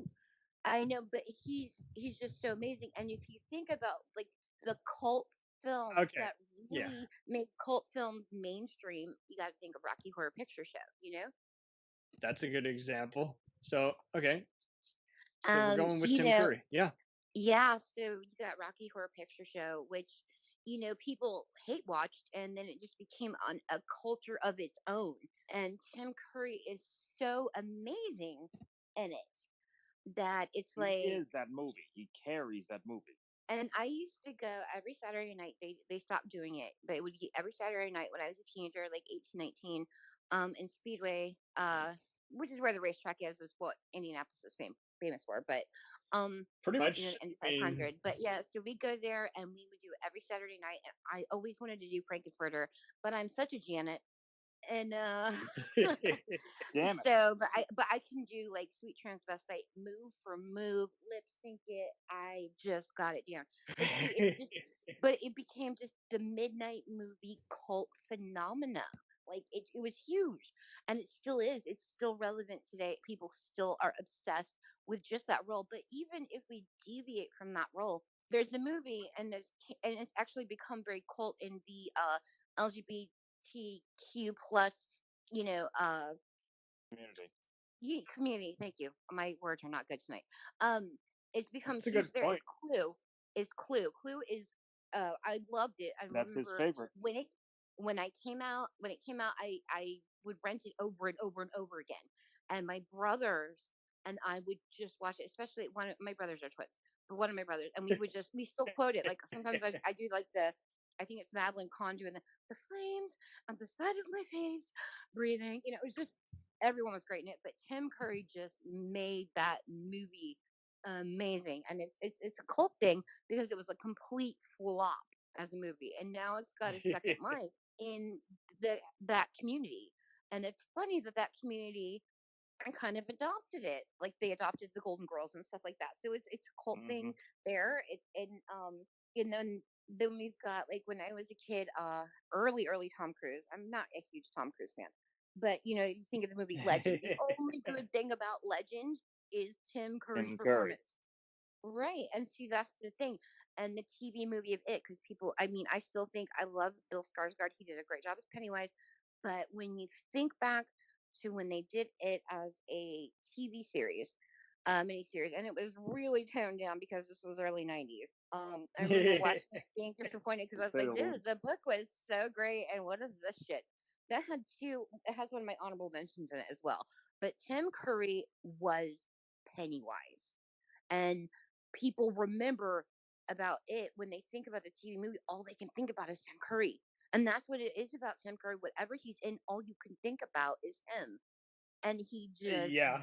brings it. He's just, it's so amazing. And he's just got this huge cult following. And I'm so sad to see, the stroke and how it's affected him. But he, has a good, sense about it. And even when they did the live version on TV of Rocky Horror Picture Show with Laverne Cox playing Frankenfurter, they gave Tim Curry the role as the narrator, and He he had just to be involved somehow. yeah, because I mean it belongs to him. I mean that movie is just him. It's his thing, and just everything that he does. I mean it's so iconic. It's so big and it's so cool. Like you don't meet people who are like, man, I really hate Tim Curry. There's like, oh my god, I love him so much. He's so Yeah. great. I've never heard anyone even hate him, even people who are just nitpickers. Yeah, I've because never heard anything. yeah, there's Just how nothing could bad you can say about it. Like it's so well done. He did some he was on the Muppets as well. And that? he's also a That really is talented one of and he's also a really talented singer. He actually put out some albums I think in the Very 80s. good singer. Yeah, very talented. I yeah. mean just all around singing, dancing, acting, amazing person. And so I just thought he was like the cult of the cult, the number one And he because embraced it. yeah, because Rocky Horror Picture Show just alone, but I mean, but there's other things, Pennywise, and so yeah, I just thought he would be a really great number one because that's Definitely. somebody everyone can say, yeah, I know, and oh, he's Pennywise, oh, he's Frankenfurter, oh, he's this, he's Mr. Body, he's this, and yeah, but it's a huge thing, so I just love him, and I don't know anybody who doesn't. He pretty much does kind of have repertoire, if you will, as kind of Christopher Walken. You know what I mean? Where he's just he might not be legit cold actor in terms of Only doing just being great. in He's done a lot bizarre, of infamous stuff, but yeah, he's done so many voiceovers and just their outrageous stuff that everyone forgets he's in, but he makes better. He makes everything better. He's like Yeah, And seasoned salt.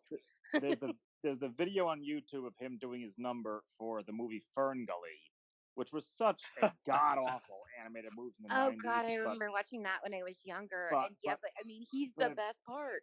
But if you watch the video of him doing his number and recording it, you could see he was just throwing himself into it and having the time of his life. yeah.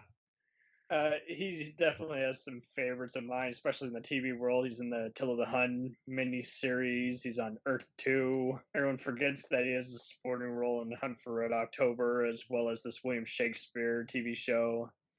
He's done countless other Disney, Nickelodeon cartoons, and even British import. Yeah, Sonic the Hedgehog. I love him in Loaded Weapon 1, Three Musketeers, McHale's Navy. He's even on the TV whatever show. they paid him for that Girl Scout scene, it was not enough.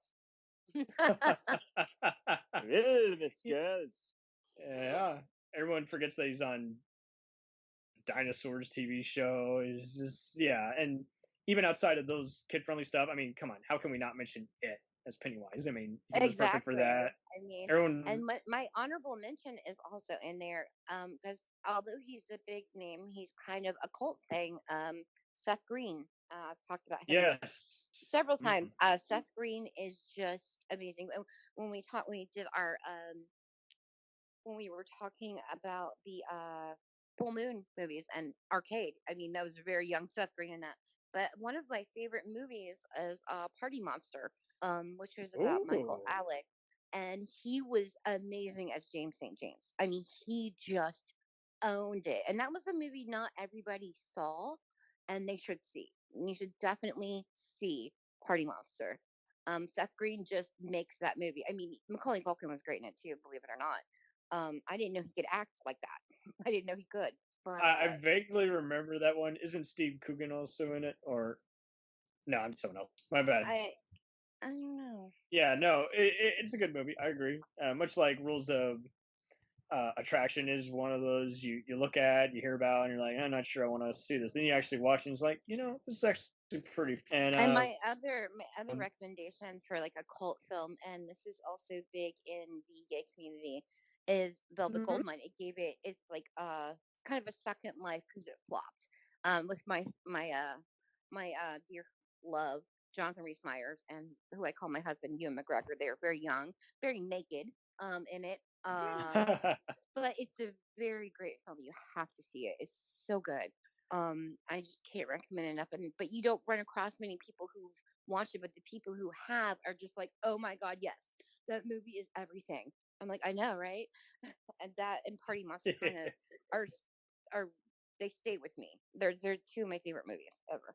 But yeah, so Seth Green was my honorable mention, and Tor Johnson. That's a good point. I mean, those guys are awesome. Again, I can't not talk about it. I'm going to give a honorable mention to Andrew Devon. I mean, again, we already talked about him to death about Wishmaster and Full Moon, but I legit love how he knows martial arts, can speak 6 different languages. I mean, he's part Venezuelan, part Russian, so that's why we saw him in some of those he's in easily my movies like Air Force One. Insane SVU episode.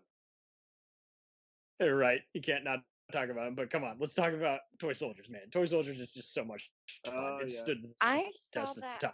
at the drive-in. No, really? Oh, I would pay wasn't to it see with this in the Sean theater. Astin, Will Wheaton? Right. Yeah. Die Hard at boarding school. Yeah, I very saw surprisingly it at gore. the drive-in. I had a thing for Will Wheaton. Right. Oh, you but poor person. I think it's a legit good movie. I like nerdy, goofy guys. Whedon's a good actor. He just happens to be better known for playing an infamous character. It's so good. Yeah. Same thing with Eliza Cover playing Kim Bauer on 24. Bad character, good actress. But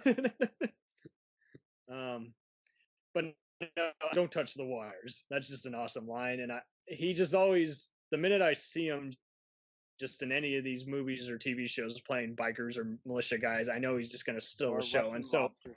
I was just well, that too. And so I was just so pissed when I see him, fighting Harrison Ford again, except instead of Air Force One, it's in that fucking catastrophe that was the Crystal Skull. I'm like, damn it, he deserved a better Indiana Jones movie to be in. Why is he not found a James Bond movie or some other horror film?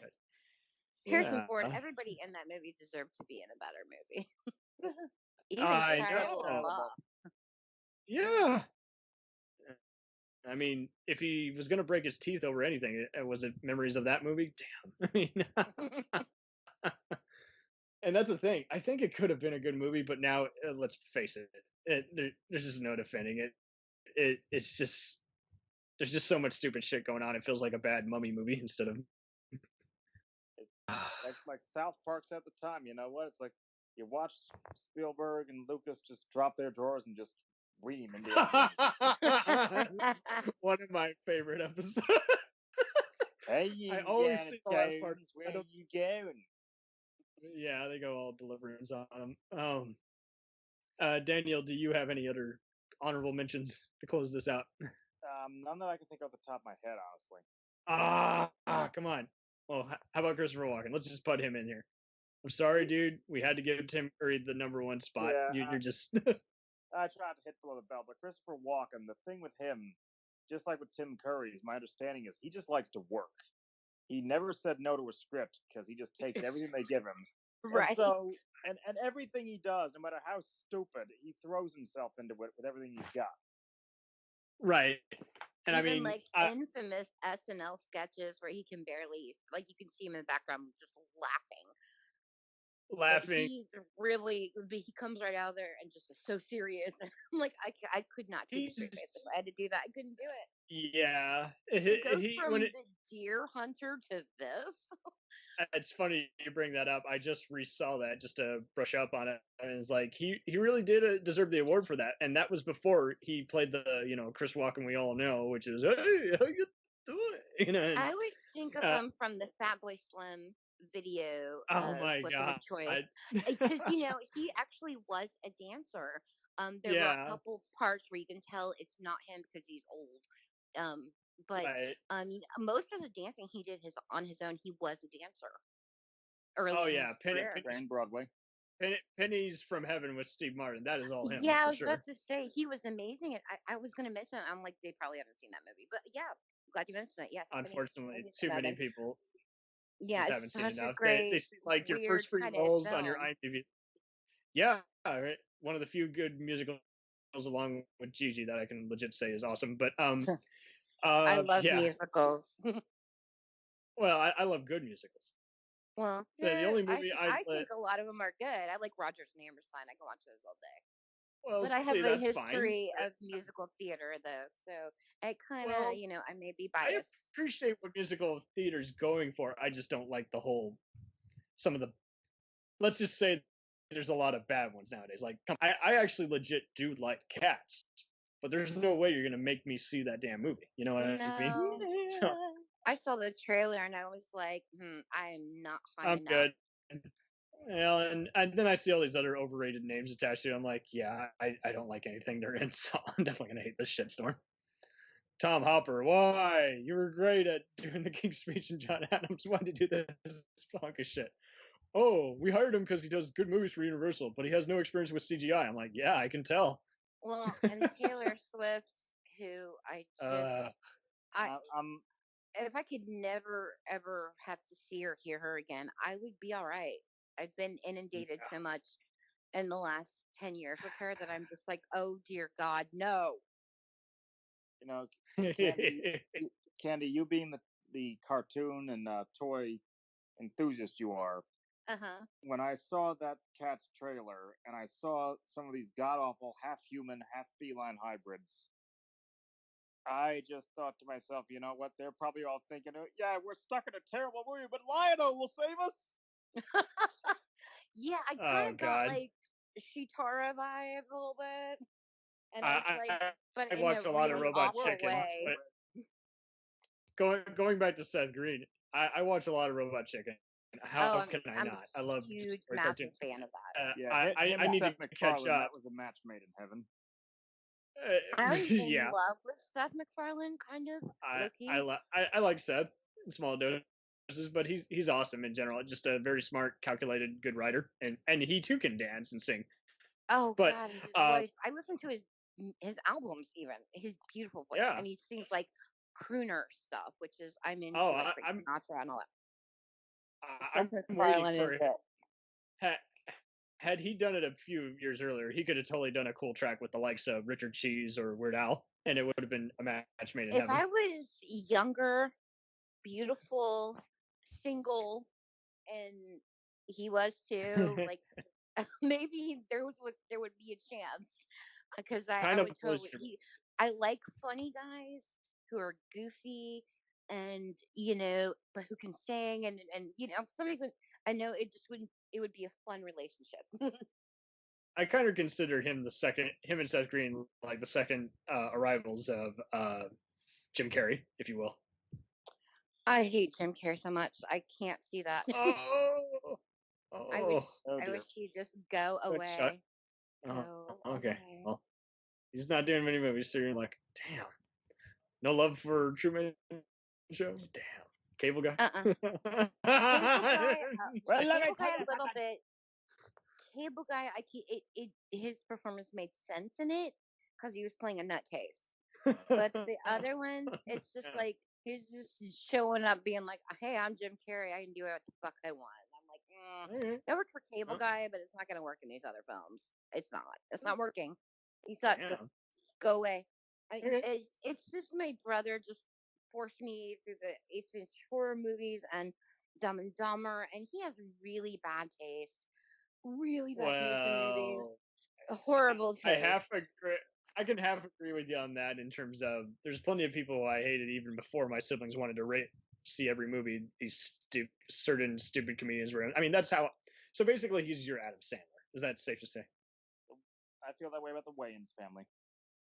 Oh well, there you go. I mean, with the exception of Keenan Ivory, because he had some creativity, the rest of them were all hacks. he was cool. Kim worked in the movie Pariah and on Living Color, but didn't do anything else afterwards. And yeah, well, no, I take it back. Damon's pretty cool, but he seems to be a prima donna, and that Lethal Weapon show was pretty dumb. Let's just be honest. Well, It did not make. I do have to just throw this out there, and this is a guilty pleasure. It's Scary Movie too, Okay. because Okay. Chris Elliott, because they put Chris Elliott in it, and I also And Tim do Curry. enjoy. I Yep. do enjoy David Cross sometimes. I used to watch Mr. Show back in the day with Bob Odenkirk and David Cross. Now we're talking. People don't talk about that show enough. Because Bob Odenkirk's on Better Call Saul now, and he's got a lot more like serious stuff going on. Serious comedy and stuff. But yeah. Shows no one knows about. They only know about the recent stuff, but it's weird. It's like they know about the older crime shows, but they don't know about the older horror or they know about Tales from the Crypt because how can you not? But they don't know about any of the, it's funny that you bring that up. They don't know about many of the other older comedy shows unless they were sneaking it in watching it when speaking of which, I'm just gonna bring this up really quick. Kids in the Hall reunion. I was so obsessed with Kids in the Hall, and a lot of people, that are my age are like posting like mad about it on Facebook, and I was just ecstatic. Because I remember that was part of my staple as when I was 11, 12.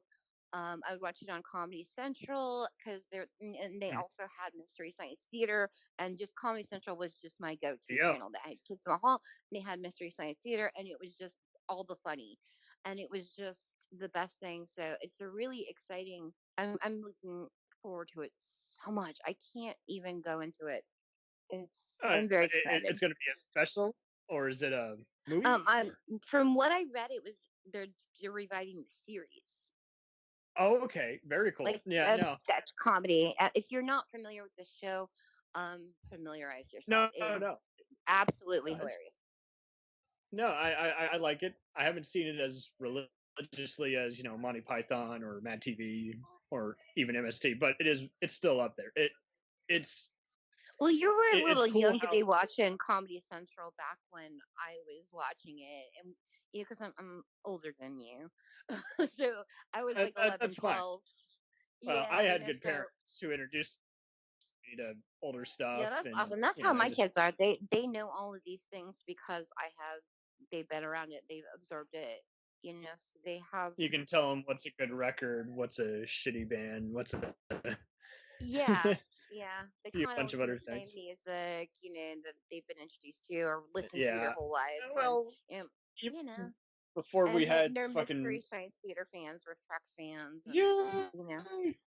There you go. So, but I mean, even before we had all these millennials who were stupid, I mean, we had all these other hipsters who would, again, they're like, oh yeah, I've seen The Exorcist or The Godfather. I'm like, you're just saying that because you went to IMDb's top 250. I can tell you haven't seen it because you don't know any of the characters' names, yada yada. And then to make it even worse, you're not going to impress me by saying that you've seen something that everybody's seen. Like, tell me something that you've seen that like maybe is a little bit more niche, and then I'll have like, oh really? Okay, let's talk about that. Mm-hmm.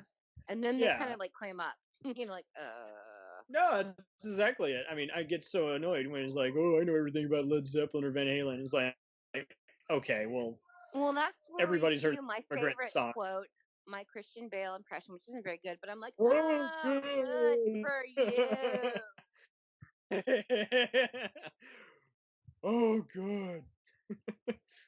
There's a guy who kind of became a cult for the wrong reasons.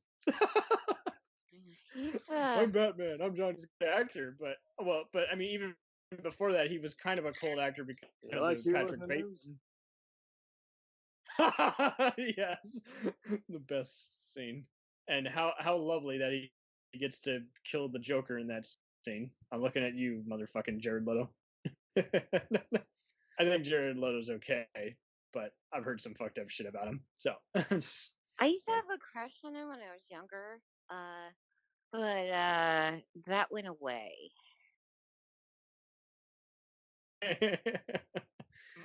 He's too pretty for me. I don't usually like pretty guys. No argument there. Like dad bod goofy guys. I mean, this may seem unmanly of me, whatever the fuck manly is, but I'm also that way with certain actresses. I'm like, pretty face, It's just like that's just how I am. I'm like, I don't. I want.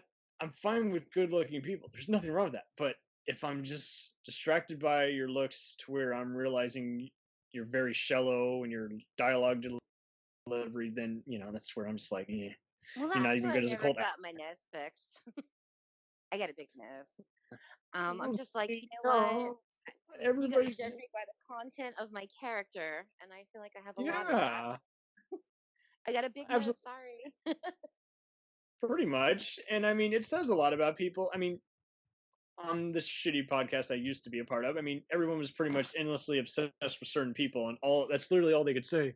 Oh, he or she's so pretty. I totally, bang the shit out of him. I'm like, okay, that says a lot about not only about your shitty demeanor, but I mean, again, you haven't told me anything about what they did as an actor Mine or are actress. never sexual. Like I said, I totally I'm in love with Seth MacFarlane.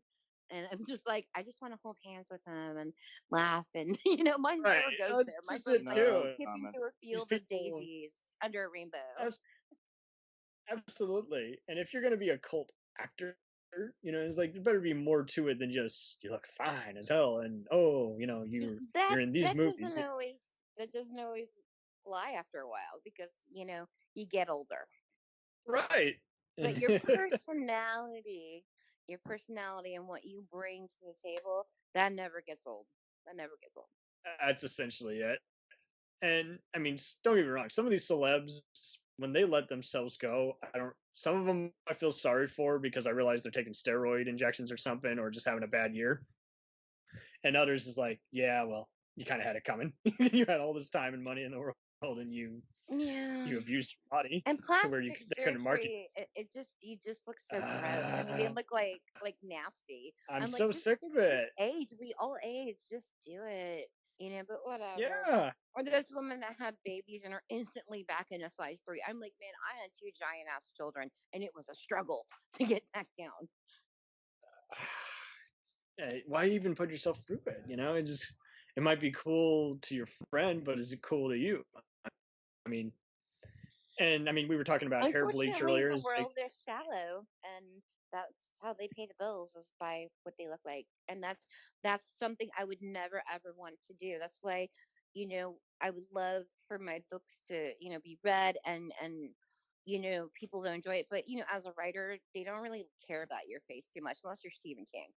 But like people could know my name, but I could walk down the street and nobody would be like, oh, Candy's really letting herself go today in those sweatpants and that ponytail. They don't care. I don't give a fuck. But anyway, I am gonna have to close us down. Yeah, that's fine because we could talk endlessly about Yeah. The last thing we need is 20 different honorable mentions.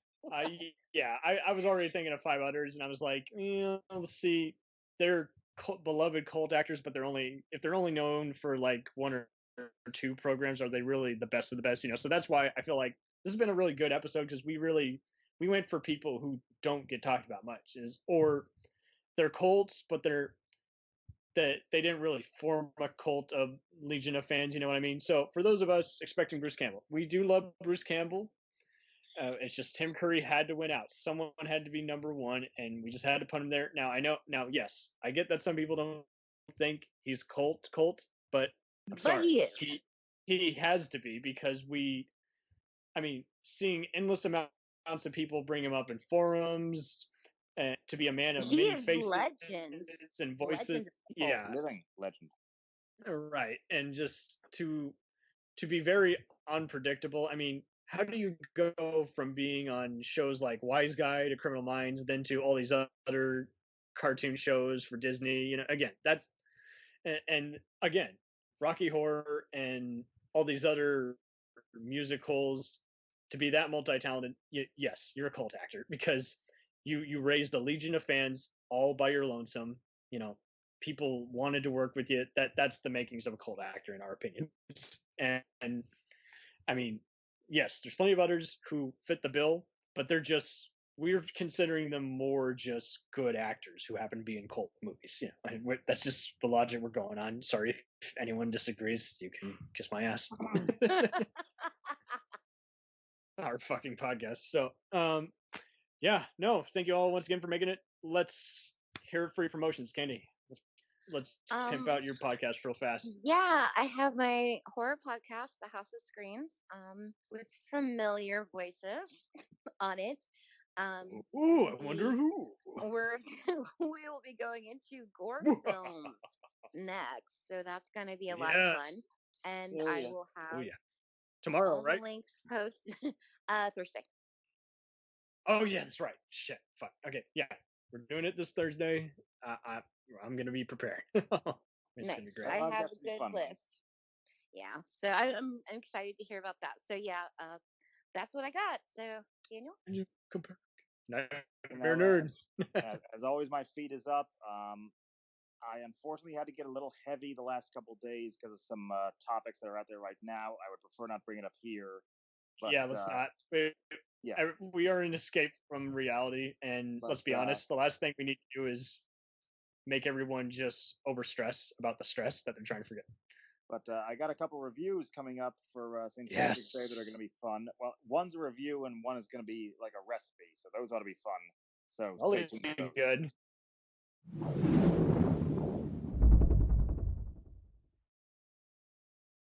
The Jacked Up Review Show can also be followed on Facebook on both the page and the group. Feel free to chat, leave questions, make requests for future episodes. You can also follow us on Instagram and Twitter.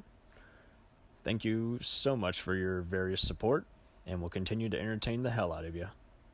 Till then, take care.